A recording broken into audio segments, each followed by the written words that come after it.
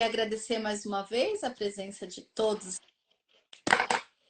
a presença de vocês hoje, né, à noite, fora da noite de um feriadão, véspera de um feriadão, então muito obrigada.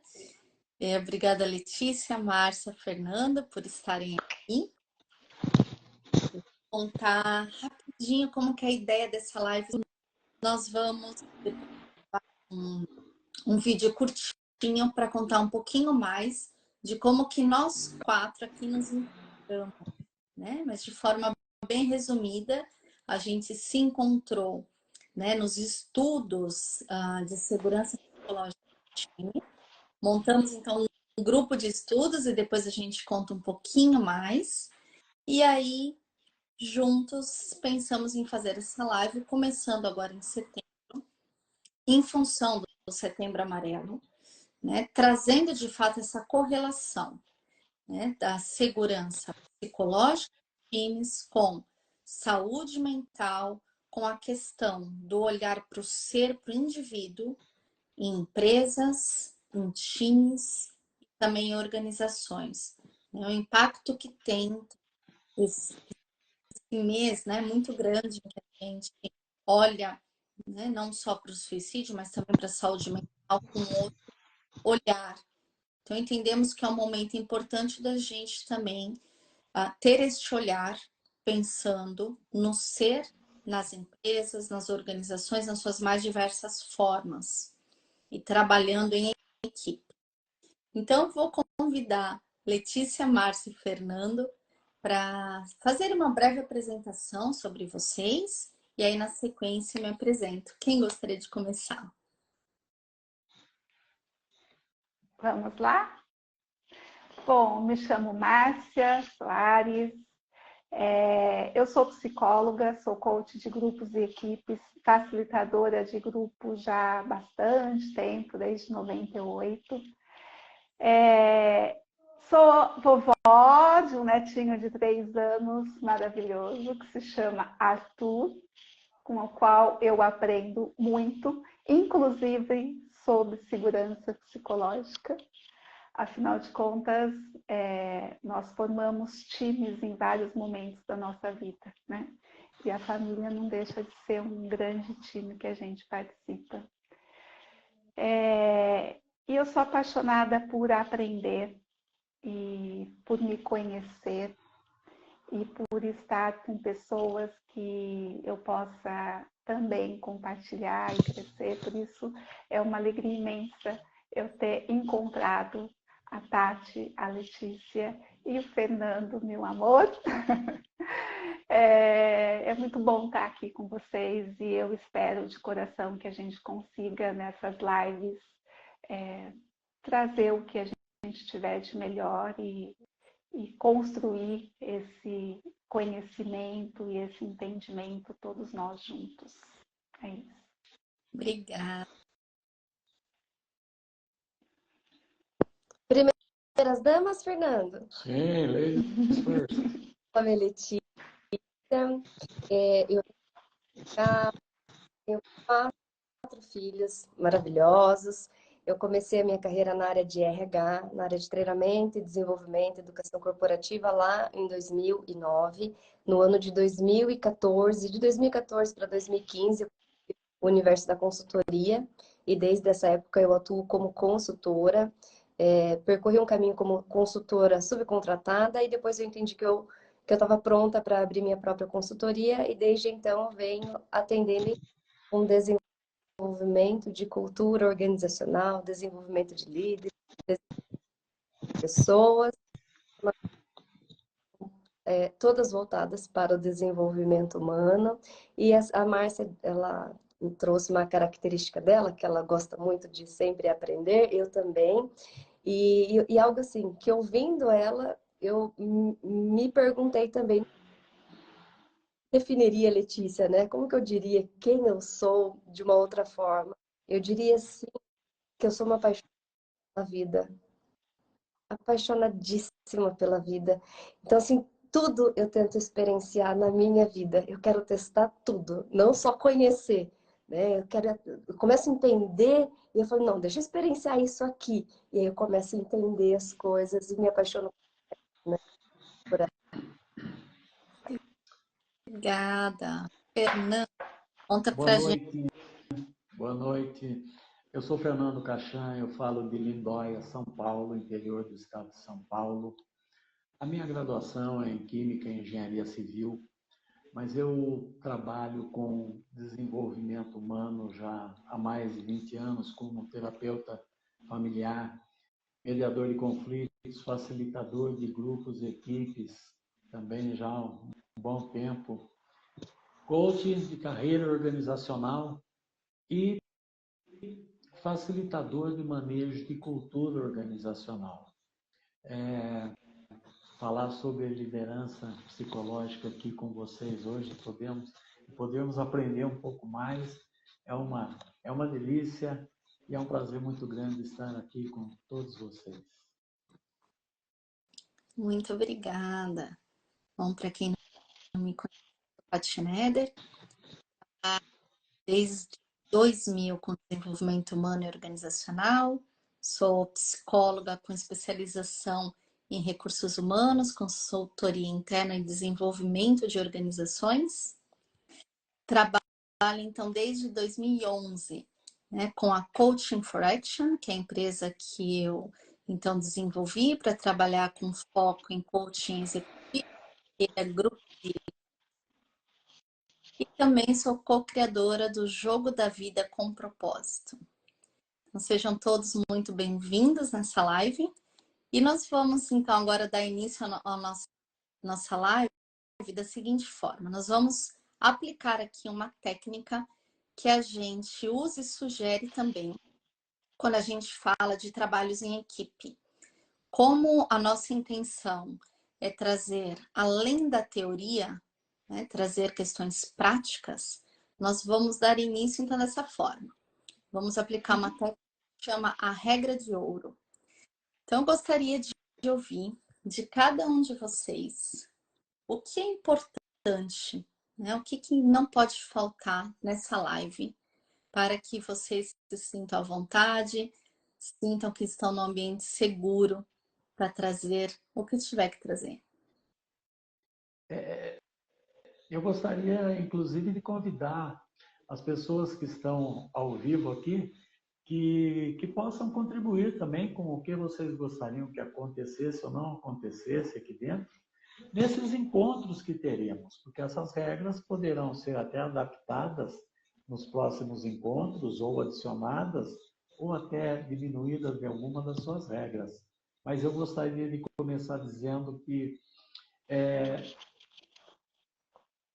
as pessoas possam aceitar aquilo que a gente falar e não tiver tão certo do ponto de vista dela.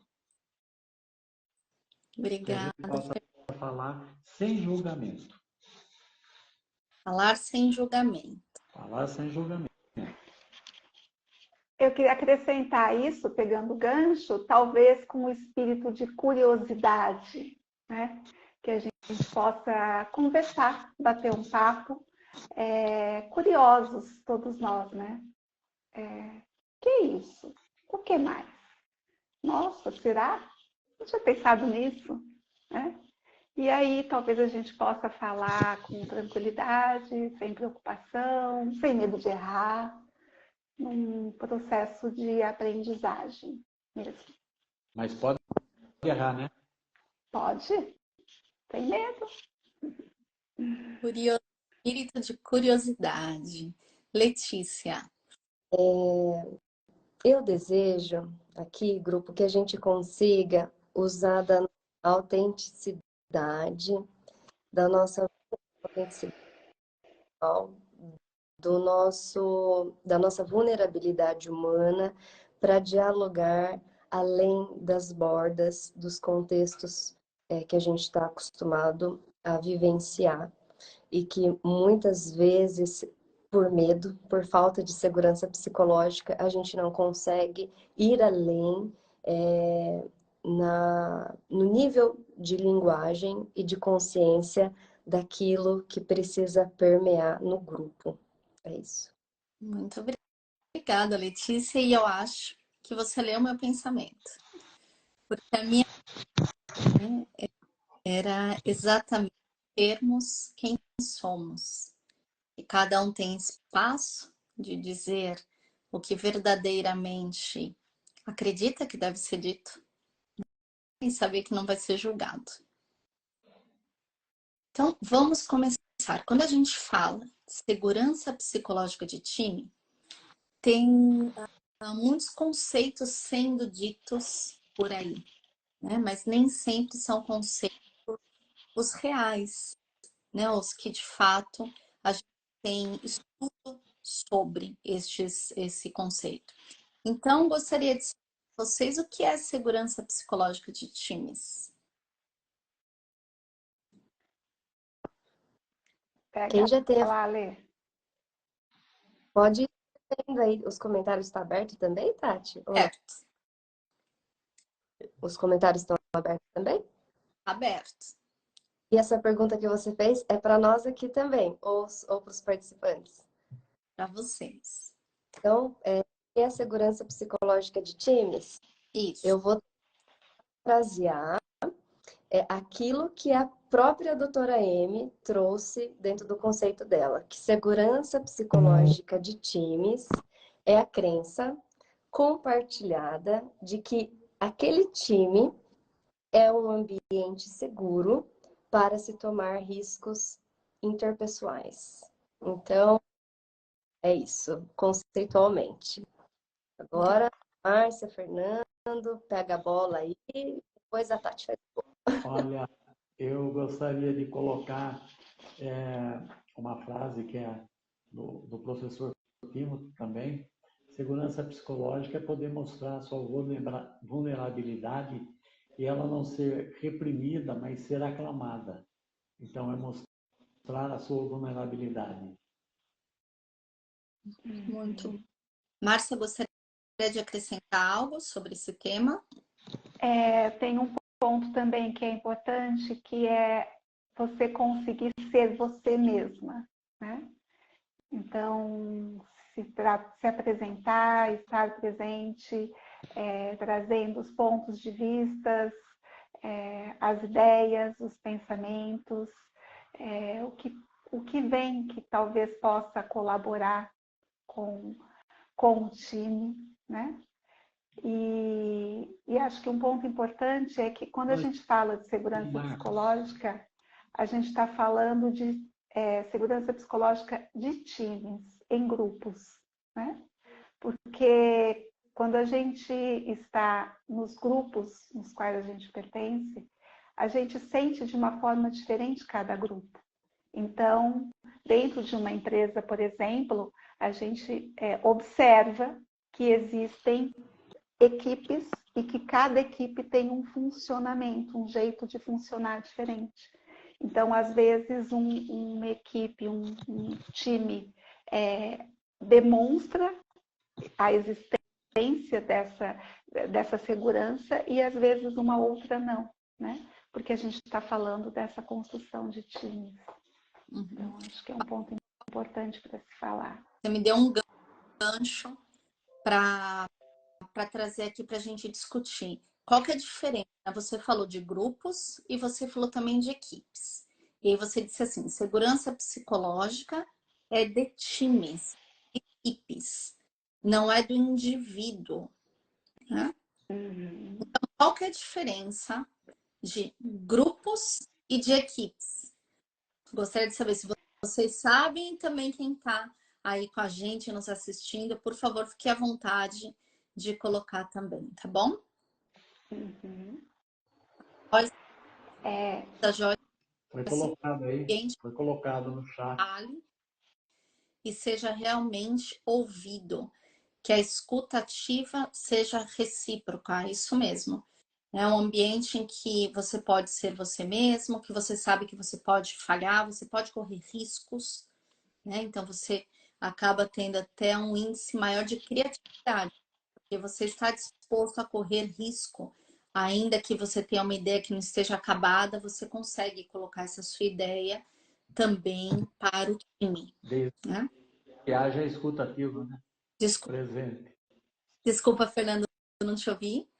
Desde que haja escuta ativa presente, né? Desde que haja escutativa presente. Esse é um ponto super importante, porque ela falar, né? Ela precisa ser ouvida e tem casos em que a pessoa, ela de fato, ela não é ouvida. E aí a gente não entende como o ambiente psicologicamente muito bem colocado, Fernando. Então, só Não, eu não vi o nome Joyce, da pessoa que está assistindo e que colocou no chat. Joyce. Daqui não dá para ouvir o nome. Foi a Joyce, Fernando. Celular limita. Obrigado, Joyce. Então, vamos retomar o ponto, né? Que é super importante sobre a diferença entre grupos e equipes. Quem poderia contar para a gente um pouquinho dessa diferença de grupos e equipes, que é super importante?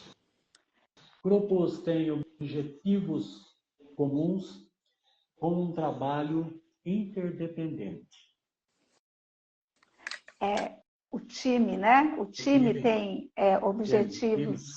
Time. Isso. Objetivos Time, comuns e trabalho interdependente. Isso. Um grupo de pessoas não necessariamente formam um time, né? A gente entende que o time, as pessoas têm habilidades complementares, um propósito em comum, né? Metas a serem trabalhadas e alcançadas interdependente, com relação de interdependência, né? A responsabilidade é uma responsabilidade do time, das pessoas todas, e não de uma única pessoa. Então, essa relação de interdependência é uma característica forte, né? Para a gente entender que existe um time. Ô, Tati, e essa fala da Márcia também me traz aqui para uma reflexão do papel do líder, né? Se a segurança psicológica é algo, uma característica que se constrói, que acontece dentro de times, e que ela pode variar dependendo do time em qual essa pessoa está performando, atuando naquele momento, e que ela pode se sentir segura dentro de um time e não se sentir segura dentro do outro. Qual que é o papel do líder nesse momento? E daí essa pergunta, eu sei que você trabalha fortemente com executivos, queria que você falasse um pouquinho para a gente, né, na construção desses ambientes com segurança psicológica. É extremamente importante. O líder, ele está lá num papel que ele é também aquela pessoa que não só inspira, mas que ela também coloca muito dela, né, naquele grupo. E ela precisa ter a escutativa, né, que foi dita aqui, essa escutativa para também observar, né, que o que é importante, um fator que é super importante para a segurança psicológica de times, quando a gente fala desse ambiente que é seguro psicologicamente, é que todos os membros do time, por exemplo, né, tenham voz e que essa voz ela tenha aí um tempo compartilhado, quase que o mesmo tempo, né? Claro que não precisa ser algo tão matemático, mas que tenha quase que o mesmo tempo de fala. Então, esse é um ponto também super importante para esse líder observar. E se a gente for falar de time de alta performance, não existe time de alta performance com um líder ruim, né? Simplesmente isso não existe. Se o líder for ruim, não tem como o time performar. Então, o papel desse líder é de extrema importância. Márcia, Fernando, vocês querem acrescentar algo? Você, Letícia? Pode falar. O time com certeza tem um pouco a cara desse líder, né? Se a gente imaginar que nós seguimos modelos, nós seguimos exemplos na vida, né? Se a gente pensar na nossa infância, a gente criou os nossos líderes da infância, a gente tinha os nossos heróis, os nossos pais, né? às vezes o pai pode não ser tão bom assim, ou a mãe, e aí o líder não é tão bom, e aí a gente vê algumas famílias disfuncionais, né? Os nossos professores, os nossos mestres, né? Quantos escolhem uma carreira, uma profissão, porque teve um mestre, né? Teve um professor que influenciou. Então, sem sombra de dúvida, o comportamento, a atuação do líder na equipe é fundamental, né? E tem uma pergunta, não sei se a Letícia quer complementar isso, e depois a gente tem uma pergunta no chat, tá? Estou esperando vocês terminarem, eu tô com ela aqui. Na minha visão, Não, eu estou esperando para você, se o Fernando ou a Letícia não gostaria de colocar coisa para estou fazer. satisfeito com o que foi dito. Letícia? Eu vou ter que ser Letícia. Vou aproveitar. Vou aproveitar. Foi combinado, não foi? Se você topou, Segurança psicológica, né? A gente permitir também que o próprio ambiente ele manifeste a consciência necessária daquilo que precisa ser dito, né? E aí, quando a Márcia traz esse gancho do papel do líder, dos líderes que a gente teve lá no passado, me remete muitas conversas que a gente veio tendo quando a gente começou a ler o livro da doutora Amy, e me veio esse questionamento. Quando eu comecei a ler o livro da doutora Amy, eu tive uma catarse, eu passei mal lendo o livro, eu tive eu, eu me identifiquei com cases dentro do livro de pessoas que atuaram dentro de empresas e que no passado delas elas não tiveram segurança psicológica. Porque na minha criação, hoje, depois de adulto, eu consigo ter, na minha adolescência e saindo da adolescência para vir, eu não tive psicóloga. Eu não cresci com segurança psicológica. E quando eu saí da casa dos meus pais para realmente viver uma vida adulta, eu trouxe reflexo de tudo isso. E tudo isso eu espelhava dentro das organizações. Então, assim, eu estudava muito sobre eu me posicionar, eu liderar aquilo que estava dentro de um custo emocional muito alto. E eu nunca soube o porquê que eu precisava me esforçar tanto para não sentir medo. Porque eu ia para os projetos organizacionais com muito medo, sabe? Será que eu posso falar? Eu não posso falar? Será que eu vou ser julgada? Será que eu não vou ser julgada? Será que eu vou ser acolhida? Será que eu não vou ser acolhida? O que vai acontecer? E aí, o que isso implicava nos meus projetos? Eu retardava muito as tomadas de decisões. Porque como eu queria observar muito a reação do grupo, então que precisava tomar medo de falar, medo da reação, medo das pessoas não estarem prontas, preparadas, eu não tomava decisão.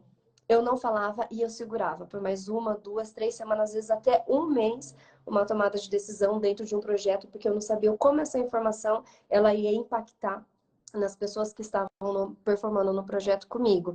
E tudo isso por conta do meu antecedente, por conta do meu histórico de eu não ter me desenvolvido dentro de um ambiente com segurança psicológica.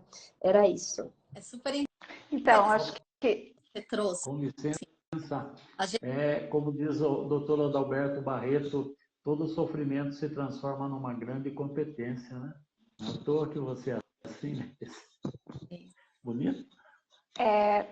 Tem uma frase que diz que segurança psicológica não é uma questão de identidade, né?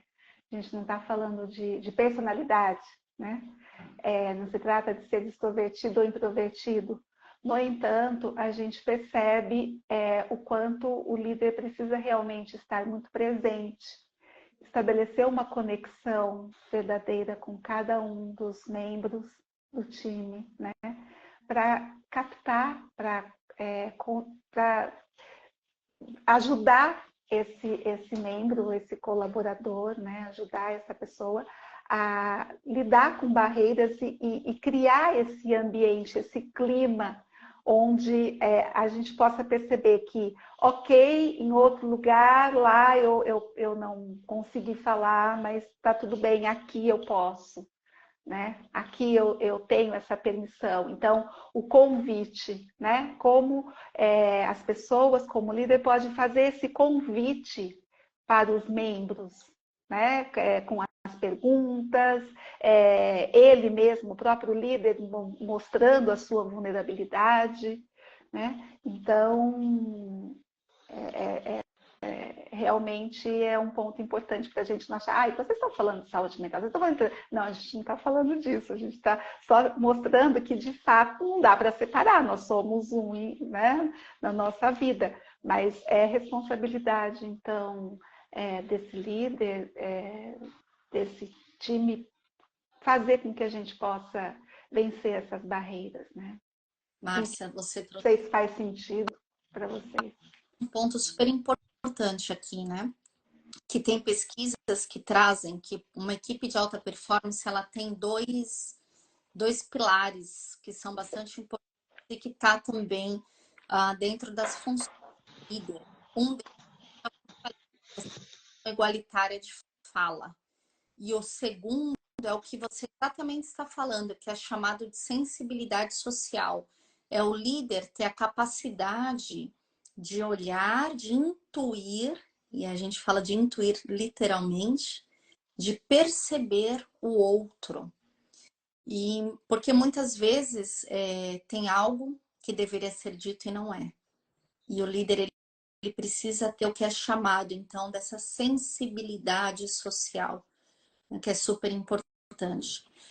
A Letícia trouxe essa percepção dela, né, e o quanto que ela foi impactada pelo livro, e é interessante porque tem teorias que trabalham essa visão da empresa com a visão familiar, né? Nem todo mundo fala sobre isso, mas tem teorias que olham para isso, né, para o líder como um pai, como uma mãe, tem muito essa linguagem, essa percepção. Então, existe de fato uma linha que trabalha dessa forma.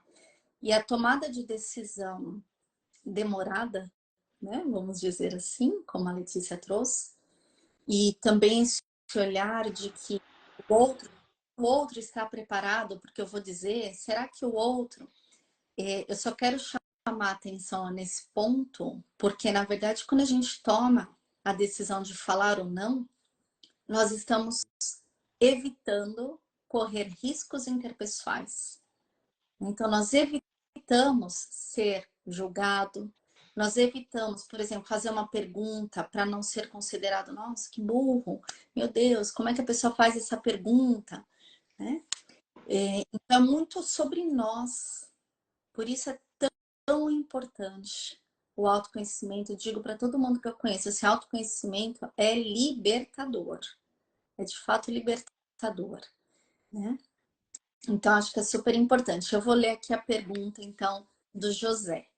Em um ambiente corporativo, onde as teses podem ser testadas, incentiva muito a inovação. Mas como medir e atuar com as falhas? Uma pergunta super valiosa. Aí tem assim, continuando.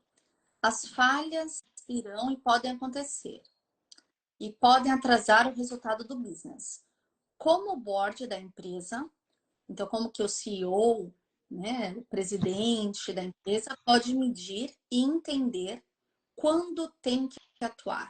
Uma pergunta valiosíssima.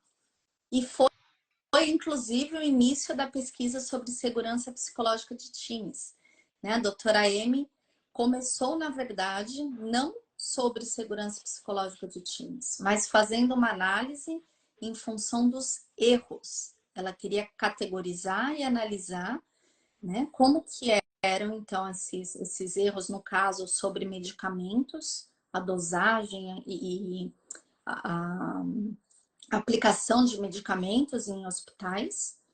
E a partir daí que ela encontrou, então, segurança psicológica de times. Letícia, Márcia, Fernando, vocês gostariam de iniciar esse debate sobre as falhas e como pode, né, atrasar o negócio, como que o board da empresa atua nesse sentido?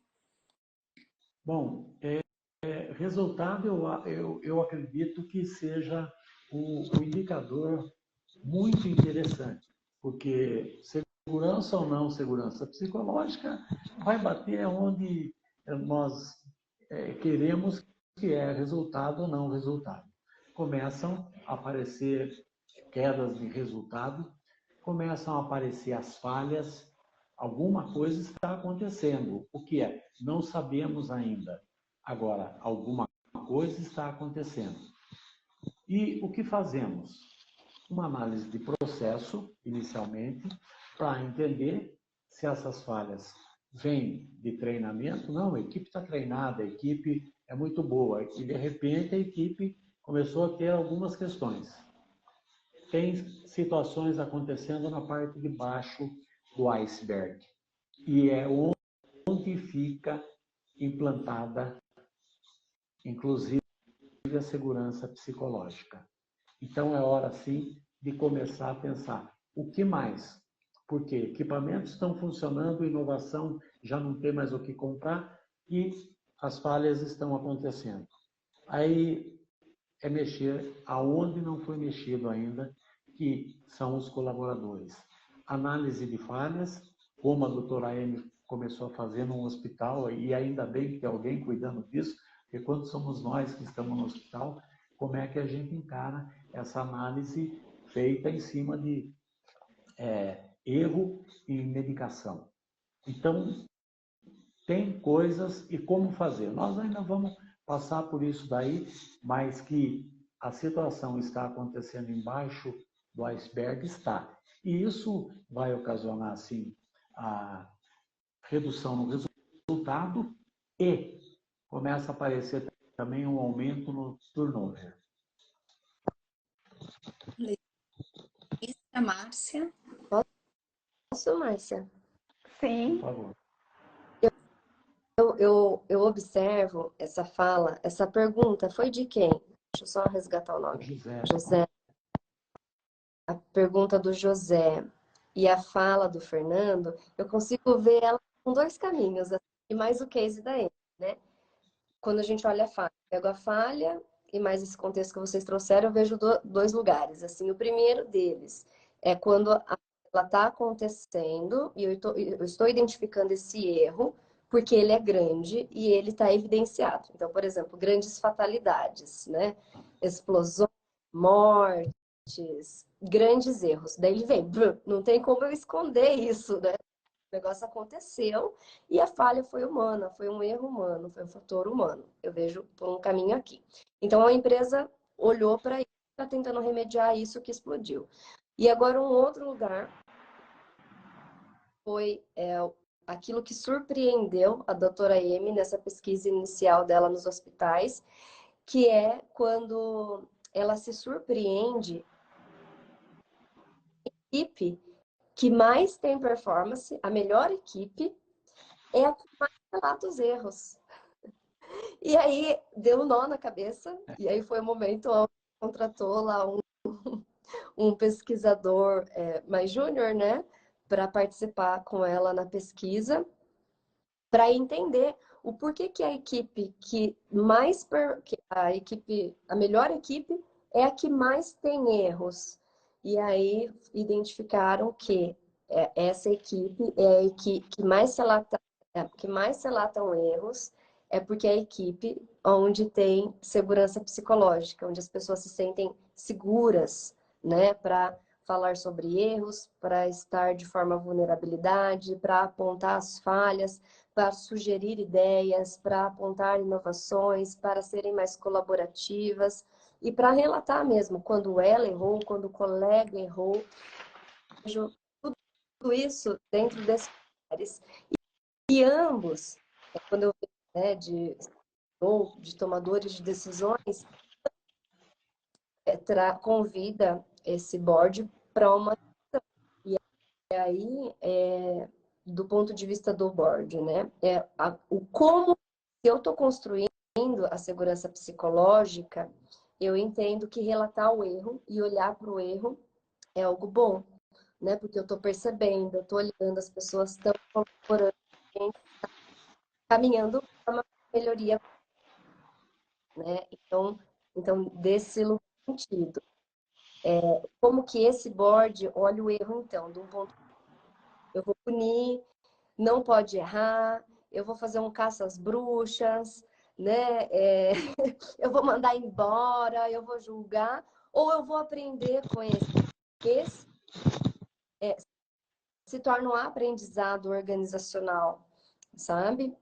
Então, eu acredito que, assim, vai depender muito do nível de maturidade dessa organização e do como ela está olhando para o erro no momento e, a partir daí, tomar as decisões, mas baseado muito no nível de maturidade da organização para lidar com a falha e com o erro. Eu consegui me expressar? Muito bem, muito. Sim. Márcia, Eu queria pegar uma palavrinha que a Letícia trouxe, aprendizado, né? Eu acho que um ponto importante e que faz muita diferença é como olhar para isso que está acontecendo, né? José perguntou como atuar, né? Quando tem que atuar. Se tem erro, tem que atuar, né? A questão é a forma de atuar, como atuar, né? Então, se conseguir colocar para o time que a gente está falando de processos de aprendizagem, como podemos aprender com o que está acontecendo, aprender com este erro, tirando então aquela conotação de busca, né, caça aos culpados, não se trata disso. Se trata de que o desempenho é importante sim, é fundamental. A gente está falando de time de segurança psicológica para quê? Para que existir? Para que todo esse trabalho de cuidar do ambiente para que as pessoas possam se sentir à vontade? É uma coisa assim fofa para todo mundo ficar feliz e ambiente quentinho, gostosinho? Não, não é disso. Não é disso segurança psicológica, não trata disso.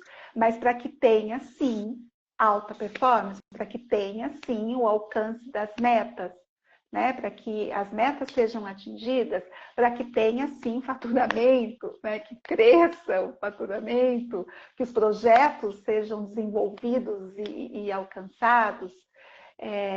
Então, sempre vai ter esse olhar para o objetivo, para a meta. Porém, se aconteceu alguma coisa que desviou um erro, uma falha, ou está faltando alguma informação, né? Quando a gente está pensando em inovação, a forma de fazer que é importante, né? A forma de lidar com o problema. Então, uma coisa que é interessante é quando esse líder faz muitas perguntas, né? Ele pode fazer muitas perguntas para que dê a oportunidade das pessoas pensarem a respeito e das pessoas trazerem o que elas pensam que possa estar acontecendo. Esse é um jeito, né? O líder também se mostrar, ele se mostrar assim, o que eu, líder, perdi, né? Se ele também mostra a vulnerabilidade dele. Eu perdi algum ponto, o que eu não estou vendo? Quem me ajuda, né? Então, isso contribui para que esse erro, né, aspas, assim, que esse problema, essa questão possa ser olhada e trabalhada. Então, a forma é muito importante como isso acontece, né? Eu posso colocar mais uma questão aí, porque ouvindo Letícia e Márcia falando, o que acontece é que o líder está lá trabalhando e falhas estão acontecendo. Então, é hora do aprender a desaprender o que a gente já faz, que só naquelas situações talvez não estejam dando certo. Então, desaprender algumas formas de fazer para poder entrar com outras condições, que isso é inovação, inclusive, de como atuar com essa equipe. Porque isso vai, inclusive, sendo absorvido pela equipe, esse jeito novo, essa forma nova de pensar, de desaprender o que é tão comum, trabalhamos com hábitos, né? E poder tratar aquelas situações de outra forma. Muito bom. Para fechar, então, essa pergunta, depois vou ler a da Ju, super interessante. José, quando você diz aqui, né, que as falhas, elas podem acontecer, você entende de forma, mas que pode atrasar o resultado do business. Por isso, a recomendação sempre é reportar logo e agir logo. É olhar logo para essa falha e buscar essa solução. Isso é possível se você tem um ambiente de segurança psicológica.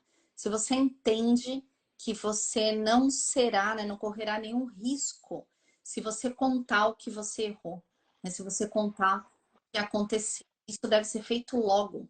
Para quê? Para que a solução também venha logo, né? Uma outra pergunta, e aí também o que acontece, como a Márcia também já bem colocou, e a segurança psicológica de times traz isso claro, que esse é um ambiente de segurança psicológica, um espaço de aprendizado.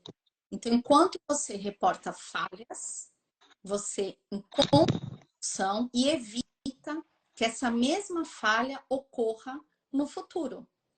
Porque você já sabe o que aconteceu, né? A empresa sabe, o time sabe o que aconteceu.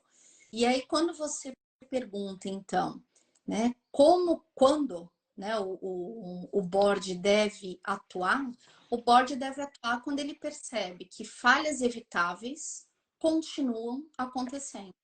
Se falhas evitáveis continuam acontecendo, é porque não há esse reporte dessas falhas, não há o aprendizado, não há esse ambiente seguro. Então, você, para evitar, então, perder esse tempo que você comenta e que afeta diretamente o business, o board deve ter esse olhar.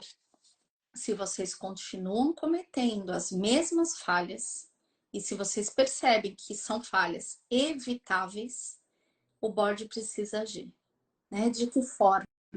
Olhando para esse time, buscando esse trabalho, né? Desse olhar de segurança psicológica de times, não é só ele também que resolve, e acho que isso é importante dizer, cabe ao consultor fazer um diagnóstico e olhar, então, quais são as ações, as técnicas, as ferramentas que serão adotadas para solucionar o que ele encontrar nesse diagnóstico. Isso é muito importante. A Joyce fez uma pergunta aqui também super importante. Por onde começar a trabalhar segurança psicológica em empresas grandes com times diversos? Joyce, essa é uma pergunta riquíssima, super importante. Eu posso começar a falar só um pedacinho? Por favor. Essa é uma pergunta super importante, porque quando a gente fala segurança psicológica de times, a gente fala de time, a gente não fala da empresa como um todo. Então, o trabalho, ele é sempre feito time a time.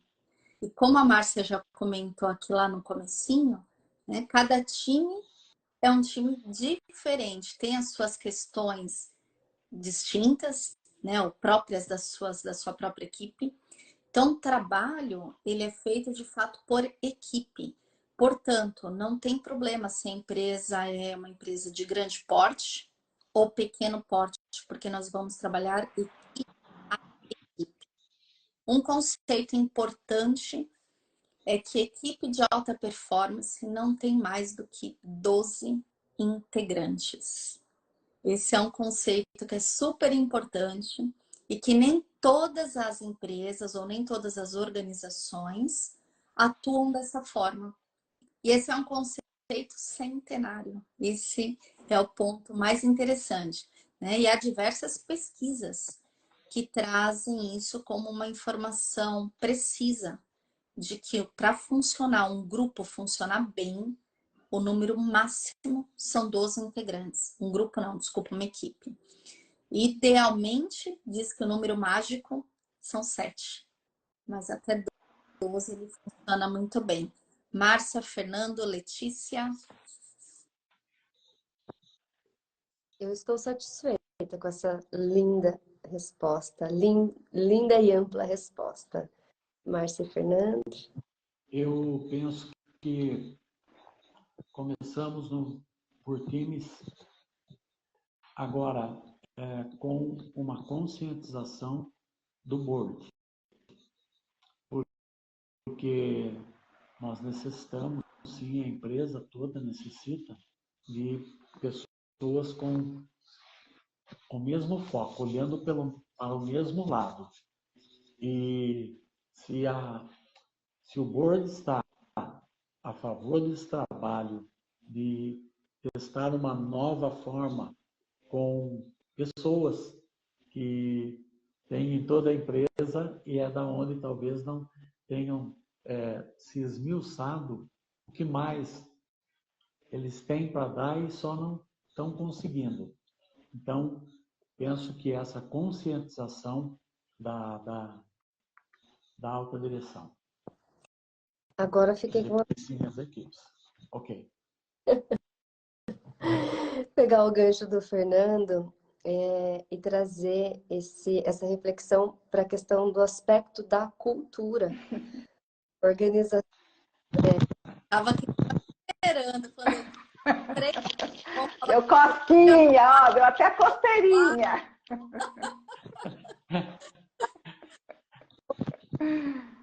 Eu vou deixar vocês terminarem essa cosquinha aí. Então, assim, do meu ponto de vista psicológica, ela acontece, sim, em times, é segurança de times, mas quando a organização ela tem uma consciência, e isso, assim, do CEO, né, do fundador, de cima para no organograma, permeando dentro da cultura, essa cultura realmente de cuidar das pessoas, cuidar das ações, fica muito mais fácil a fluidez dessas técnicas que esse líder vai utilizar no dia a dia com esse time para ter segurança psicológica de performance alta, né? Então, quando isso não acontece, existe muita entropia psíquica e a organização está olhando só para a estratégia, né? E não para a cultura, e não para as pessoas. E esse líder, ele quer ter um ambiente de segurança psicológica e vem com todo esse ferramental que a segurança psicológica traz e a cultura não favorece, pode ser que demore mais para essa engrenagem ela entrar no eixo, encontrar um eixo aí e esse time começar. Oi. Com certeza, acho que foi até a própria Joyce, não sei, que falou que o sofrimento é grande, né? O custo para a coisa acontecer, alguém escreveu isso no chat aí, né? De fato, se não existir essa cultura, e falando é um outro assunto, né? A cultura a gente começa de cima para baixo, a liderança, a cúpula, e vamos descendo para trabalhar os times. Segurança psicológica não necessariamente, eu posso trabalhar um time lá de baixo já para estabelecer esse clima de segurança psicológica. Agora, com certeza, o sofrimento pode ser maior para que isso aconteça, né? Mesmo porque, quando a gente está falando de um time, a gente não está falando de departamento, né? A gente não está falando dos grupos, o grupo do financeiro, o grupo de vendas, assim, a gente não está falando disso, a gente está falando de, inclusive, colaboradores que os projetos, eles são interligados, né? Interdependentes. É um projeto que pessoas de vários lugares, de repente, estão juntos para resolver algum problema, alguma questão, desenvolver um projeto. Então, de fato, é possível, né? Se o líder deste time específico tem esse olhar para conseguir estabelecer esse clima de segurança psicológica, e a gente imagina que isso possa se alastrar para a empresa, né? Porque essa pessoa está nesse time aqui, depois ela vai participar de um outro projeto, de um outro time, e ela pode começar a levar isso para outro time, né? Então, há várias possibilidades de como contaminar essa empresa, como desenvolver esse clima, tornar realmente isso um crescente. Agora, sem dúvida que se lá em cima, né? o Santo Pai, ele diz amém, né? Ele aceita, ele compra a ideia, fica um pouco mais fácil desse processo acontecer, né? Estou vendo que a gente está chegando no final da nossa live, né? E considerando que teremos uma por semana agora sobre esse tema no mês de setembro, então os cases que a gente está se propondo a trazer, né? Os exemplos bem práticos assim, tem muita coisa ainda para a gente discutir, né? Sim, e aproveito aqui para deixar o nosso agradecimento a todos que estão e também um convite, né, para que na próxima quarta-feira, dia 13 de setembro, às 20 horas, estejam aqui com a gente. Nós vamos falar sobre um case que nós intitulamos de Liderança e o Lado Sombrio da Força. E não vou dar spoiler, porque vocês precisam estar aqui com a gente para entender de onde surgiu esse nome. E é um case bem interessante e muito rico para a gente debater aqui. Então, quero agradecer a presença de cada um de vocês que esteve aqui com a gente, fez perguntas, que contribuiu com as suas também considerações, com o seu conhecimento, com a sua experiência. Muito obrigada, espero que vocês possam estar com a gente na próxima semana. Letícia, Márcia, Fernando, gostariam de fazer alguma questão final? Eu quero Gostaria de sim, agradecer. Quem Pode falar, vai? Márcia. Para o ímpar. Vai. Quero agradecer a presença de todos, né? É realmente uma honra poder estar aqui. Quero agradecer a vocês três pela oportunidade de nós, mais uma vez, podermos conversar e trazer contribuições que a gente imagina importante, né? Então, gratidão a todos. Letícia?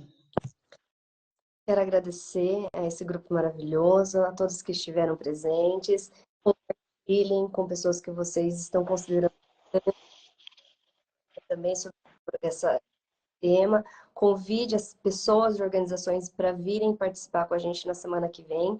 Se você quiser, ficou com alguma dúvida, manda para a gente no direct. A live vai ficar salva no perfil da Tati. Comentem lá para que mais pessoas possam acessar a live que ficou gravada. Obrigada a todos, obrigada, viu? Obrigado a vocês três. É uma delícia conversarmos e hoje nós abrimos essa conversa a esse pessoal maravilhoso que veio e colocou muita coisa para a gente.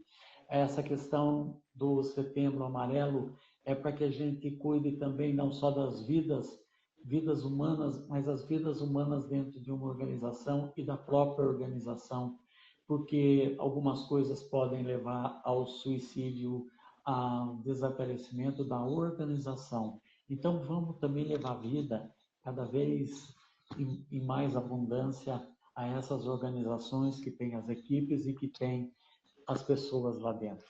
Obrigado, gente. Boa noite, o pessoal está mandando aqui. Boa noite a todos. Boa noite. Todos, bom feriado a todos. Muito obrigada por estar aqui com a gente a essa hora, em véspera de feriado. Um beijo. Beijo. Beijo para vocês. Beijo.